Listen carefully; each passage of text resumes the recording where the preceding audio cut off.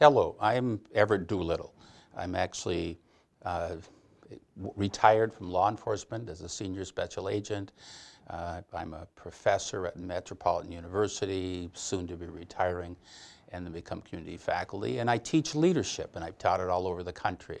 And I teach ethics. And what I want to talk about today is a program that I was brought in to do a leadership breakfast, and they asked me, what are the things that a supervisor really needs to know? So I identified what I believe are the top 10 things a supervisor needs to know to be successful. So we're going to walk through each of these. Now, we're going to start with change. Change seems so insignificant. I'm a supervisor, I have the power, there's changes need to be done. Maybe it's a changing of a shift. Why is that a big issue? What if statistically I can show 10-hour shifts don't work as well, I want 8-hour shifts, so I change them. How much does that affect people's lives? All the things that interact, and it may be a small change. I'm going to, new supervisor, new chief of police, I want everybody to wear their hat. No big deal, I'm in charge. Massive deal.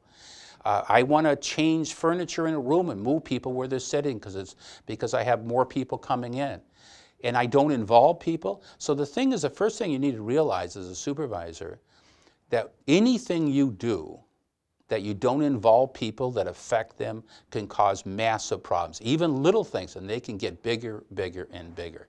I've seen people lose their job or really become dysfunctional over things that were done, become so personal, which they seem so insignificant, and you do have the power.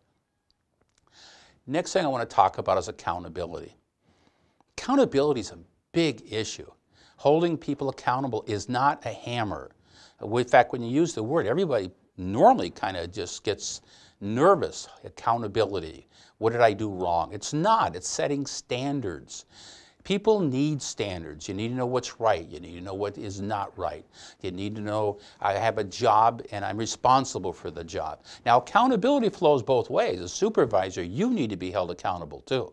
But people in an organization. I was teaching to a seminar one time and I said, people want to have predictability, accountability, and somebody said, well, not everybody. The majority of people, I believe, functional, successful people, want to know the rules, want to have the standards. In fact, some of the very best people I've ever worked for had high standards, had held us accountable for our actions.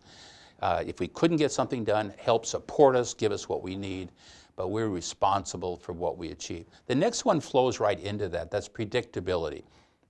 There's nothing worse, and I have seen it, and I'm sure many of you have, that you go to work and everybody, the comment is, what is the boss like today? Did he have a bad day? Why should that bother me? I should be able to work in a healthy organization that I'm judged on the quality of my work and what I do. I should understand what's required of me. I shouldn't have to worry about what is going on outside of my realm. But in reality, you do. So predictability is I should be able to know what the rules are. I shouldn't be able to, what I do today is okay, but tomorrow I find out what I did is wrong and I'm in trouble. It goes again towards accountability, predictability, and setting standards. Trust. Trust is probably one of the biggest issues. In fact, to me, trust and integrity all flow together. It's hard to identify what is trust, but it's really easy to identify when we don't have it or a lack of trust. Trust is like a building block. Everything we do on our day-to-day activities, everything we do as we build relationships, as we work with people, they add to that trust. But it doesn't take much to violate it. Talking behind somebody's back, making promise you don't keep, favoritism, treating people disrespectfully, even if it's not you, it's somebody else. Trust is the building block in any type of relationship. And believe me, within an organization, people work together. There is an expectation of fairness. So when you violate somebody's trust, you may think it's insignificant. It may not be something big, but it's just a major, major withdrawal from a relationship. So think about like a house. This is like the foundation. In a weak foundation, I don't care how much you put on it, will break down. And again, as we talked about relationships, everything is in life with people is built on a relationship. And what I don't mean you golf with somebody, I don't mean you're dating, I don't mean that you have family get-togethers. A relationship is that interaction we have with people, knowing what they need, knowing what their needs are, working together to achieve things, being respectful to them. You know, treating them like a human being. There's a saying, the non-person. And we have this tendency, especially today where a lot of people are really texting and everything else, to lose that relationship, to know what they're like and how to make everybody achieve their goals. That is a key thing. In fact, a lot of times when I'm talking to chiefs and different people and they talk about this new generation and the problems, it's that lack of communication, lack of relationship. They're in a world of texting. Well, that is a key element, especially if you're going to try to help people solve things. Again, now following right in is loyalty. Now loyalty is a big word. Loyalty can be used as a crutch. Loyalty can be as a hammer. You do everything I want, you're not loyal. And it's really a hurtful thing, you're not loyal. But loyalty is not something somebody demands or can take from you. Loyalty is that relationship. Loyalty is we have built a relationship and what you've done warrants my loyalty. Can you violate that? Yes, you can in any relationship. I don't care, a marriage when somebody's cheating, a police officer with a supervisor.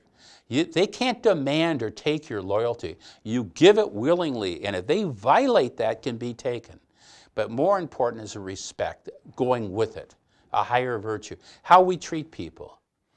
Motivation, I've heard, even in your reading, there's so much about motivation and motivational theory. The bottom line, motivation is an individual thing. People are motivated differently. I want to use an example. A big part of my life as a senior special agent, I was with the cold case homicide unit, is I ran big task force. Now these were multi-agency task forces where people were given to me or loaned to me, we'll say, by many agencies. I have no true power, so how do I get in this environment people to produce? It's all about getting to know what they want, not what I want. Getting to know how their strengths and their weaknesses can be used to achieve the goals for all of us. You might have somebody who's been around for years, working on a task force, even if it's a serious task force, we have a missing child or we have a murder, they've been around for years and at the end of the day, they just really want to go home. Find a job for them. There's a job that fits everybody. I have a young man who works a part-time job, and if he doesn't get to his part-time job, he could lose his home. He's right on the edge. Understand that. I need to know that. I might have a woman or a man with a sick child. Now, how do you think they're motivated? What motivates them more would be the child. See, the problem is, a lot of times we think I'm motivated in a certain way and everybody will be motivated the same desire. So you need to understand it's an internal process, and my goal is to find out how do I help you be motivated to achieve the organizational goals and achieve your goals. Leadership. If you don't think leadership matters, you have a rude awakening, because it is the building blocks. A lot of times in an organization, this is where we fail. We might have a great supervisor, we may have a great manager, but we have a lousy or no leadership. There's a term, and there's actually a book on it, the servient leader. And it's a philosophy.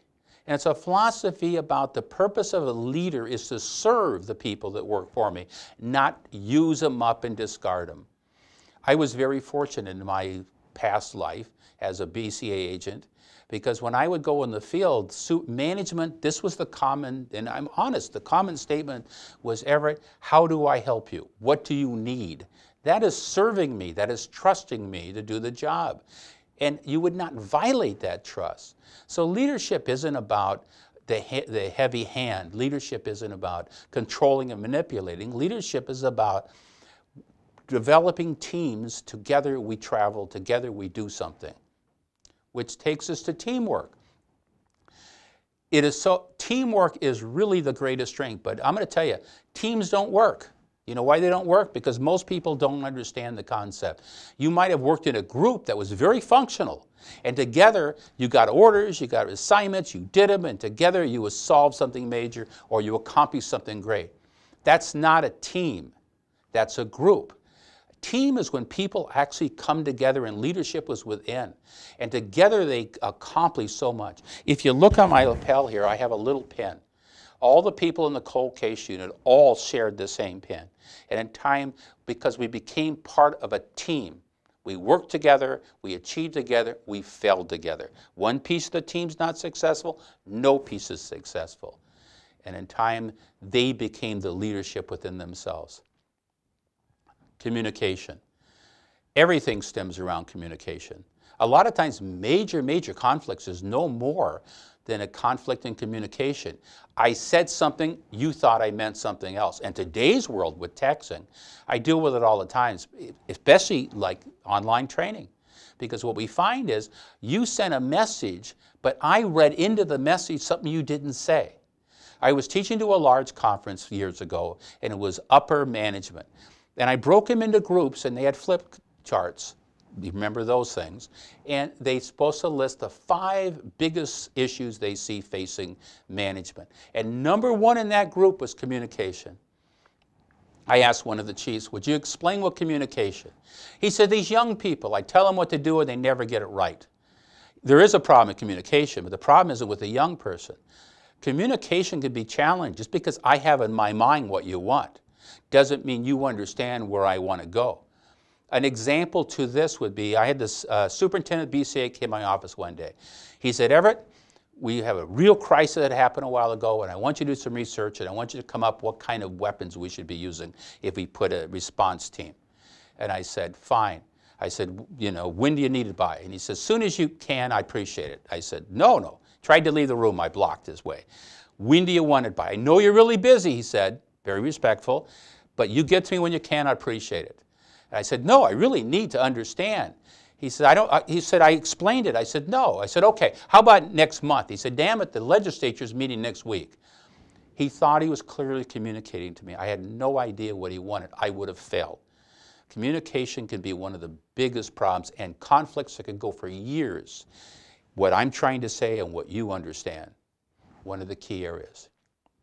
What we have is walked through 10 of many things. These, I believe, are some of the most critical areas as a supervisor, is how do you work with, develop the people, and understand their needs. Thank you.